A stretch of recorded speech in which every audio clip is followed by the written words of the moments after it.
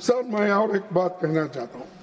पूरा देश जानता है 1949 में आरएसएस नेताओं ने भारत के संविधान का विरोध किया था, क्योंकि ये मनुस्मृति पर आधारित संविधान नहीं था। इस बारे में आरएसएस के मुखपत्र ऑर्गेनाइजर ने 30 नवंबर 1949 के अंक में विरोध करते हुए संपादकीय यानी एडिटोरियल में ये लिखा था, आप लोगों के मन में आज भी मनुस्मृति वो कायम है। मैं बार बार बोलता रहा, आप लोग उल्टा हमारे ऊपर ही इल्जाम आप लगाते रहे। सर, सभापति जी, न तो इन्होंने संविधान को स्वीकार किया, न तिरंगे झंडे को माना। इसीलिए पहली बार 26 जनवरी 2002 को कोर्ट के आदेश पर आरएसएस हेडक्वार्टर पर तिरंगा मजबूरी में फहराना पड़ा। सर, तिरंगे झंडे को माना, इसीलिए पहली बार 26 जनवरी 2002 को आरएसएस हेडक्वार्टर पर तिरंगा मजबूरी में फहराना पड़ा, क्योंकि कोर्ट का आदेश था। चलिए, कम से कम संविधान के वर्किंग पर चर्चा के लिए तो मान लिया आपने कि अब हम सभी लोग तिरंगे के नीचे ही काम करेंगे। सभापति जी, हमारा संविधान भारत के हर व्यक्ति को शक्तिशाली बनाता है, गरीब और कमजोरों की आवाज है, सत्ता का नैतिक मार्गदर्शक है, जाति, पंथ, लिंग या आर्थिक आधार पर भेदभाव करने की इसमें गुंजाइश नहीं है। लेकिन संविधान पर खतरा बना हुआ है। आने वाली पीढ़ियों के लिए इसे सहेज कर रखने के लिए हमें लगातार चौकन्ना रहना पड़ेगा, सतर्क रहना पड़ेगा, क्योंकि इनकी मंशा कब बदलती, क्या होती मालूम नहीं है। इसीलिए क्योंकि जो लोग 70 साल पहले अपनी पार्टी जो स्थापना की थी और अपना इनका जो मेन सपोर्टर है आरएसएस, ये सब लोग इसके खिलाफ बोलते गए, लेकिन कम से कम उनको अब देश के यानी सुरक्षित रखने का, एक रखने का अब बुद्धि देश के लोगों ने दिया।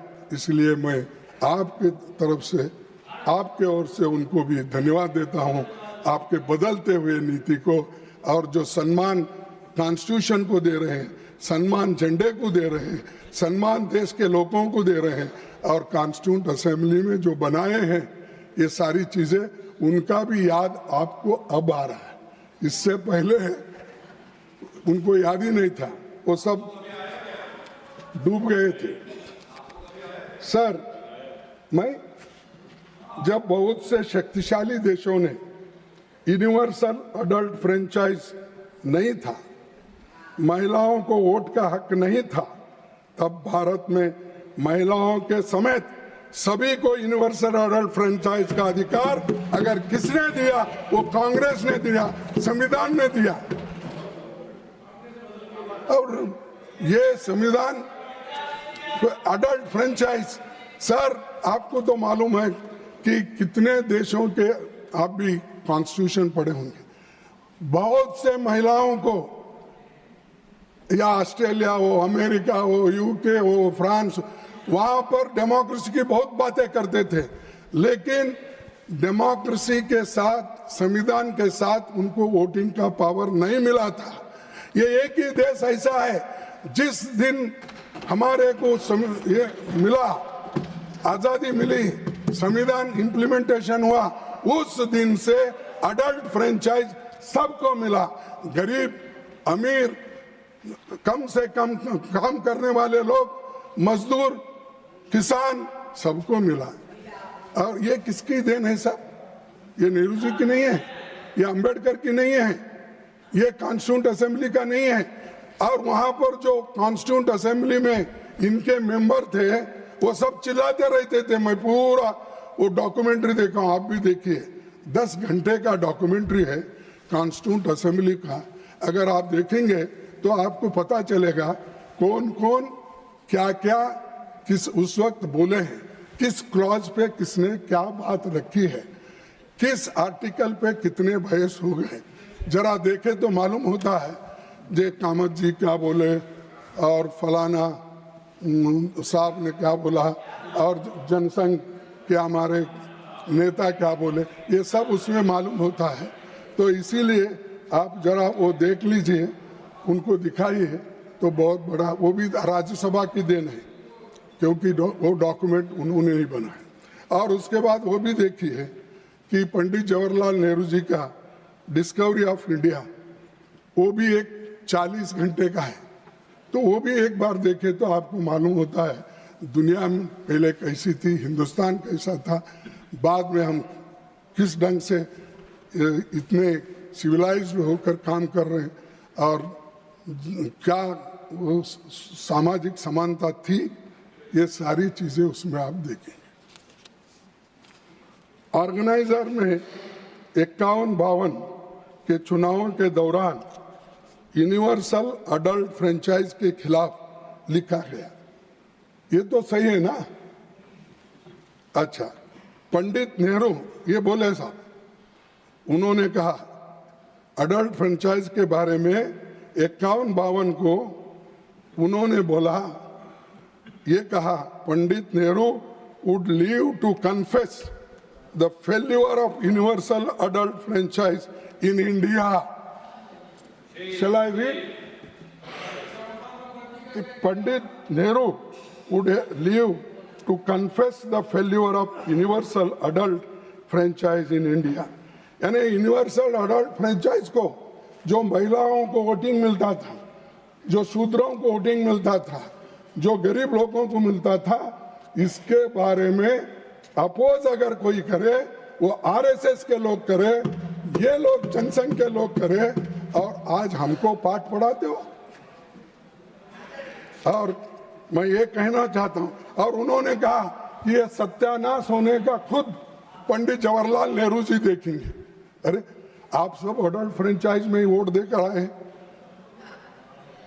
दिए या नहीं? और आप ले रहे हैं वोट भी उसी के वजह से। तो मेरे को कहना ये है कि जो बातें आप अच्छी बातें पंडित जवाहरलाल नेहरू जी की थी और गांधी जी की थी और दूसरे नेताओं, वो सब छुपा छुपा के कट एंड पेस्ट, जो अच्छा लगता है वो पढ़े। और यहाँ जो हमारे प्रधानमंत्री जी वहाँ लोकसभा में जो कहे थे, मैं उनका भी पूरा स्पीच देखा, लेकिन वो टिप्पणी यहाँ नहीं करना। और राजनाथ सिंह जी का वो भी देखने के बाद मुझे ऐसे महसूस हुआ कि वो जो भी कोट वहाँ कर रहे थे, सब कोट जो कॉन्स्टिट्यूंट असेंबली में बाबा साहब अम्बेडकर ने जो बोला था और दूसरे नेता वही कोट किए, इनकी दिल की बात बाहर नहीं आई। वो खुद इस संविधान को चाहते या नहीं चाहते, हमको क्रिटिसाइज करने के लिए, टीका करने के लिए कौन से पैराज, कौन से शब्द प्रयोग करना, उतने उठा के वो बोलते गए। लेकिन आपने क्या किया वो बोला ही नहीं। आप देश के लिए क्या किया बोला नहीं। आप कितने बार जेल गए बोले नहीं।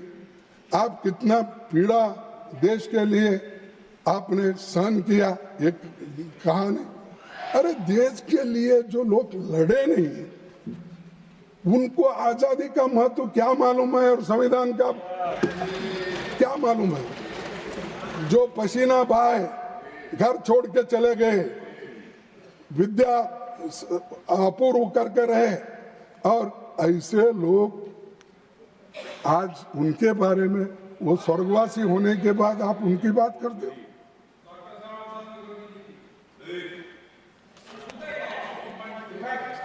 चुप बैठो तुम। अभी जाके तुम्हारे डिफेंस मिनिस्टर के पास सीख के आओ। सर, आज हमको इंट्रोस्पेक्शन करना चाहिए। हमने क्या किया, क्या करना है, और जो वायदे हमने किए थे हमको भूले हुए। वो प्राइम मिनिस्टर का स्पीच पढ़ा मैं, तो हमको सिखा रहे थे ये जुमले वाले हैं और ये झूठ बोलते हैं, ऐसा बोल के उन्होंने, अरे भाई झूठे नंबर 1 तो आप ही है। 15 लाख दे तो बोले सर अभी इंतजार कर रहा है, नहीं मिल रहा है। हाँ, और वो लोगों को 2 करोड़ रोजगार देने का बाद वो झूठ है, सच है। और किसानों को एमएसपी डबल करने का सर मिला। आपका मतलब असत्य, असत्य, झूठी डिलीटेड। देखो साहब, ये असत्य है, घोर असत्य है, घोर असत्य है। तो ये चीजें पर झूठ नहीं है। हाँ, जो का भी आप जब बोले, देखो मैं अपनी गलती को स्वीकार करता हूँ, झूठ नहीं बोलना ये अनपार्लियामेंट्री आपने बताया और है भी, तो मैंने छोड़ दिया उसको। लेकिन इन्होंने बार बार बोले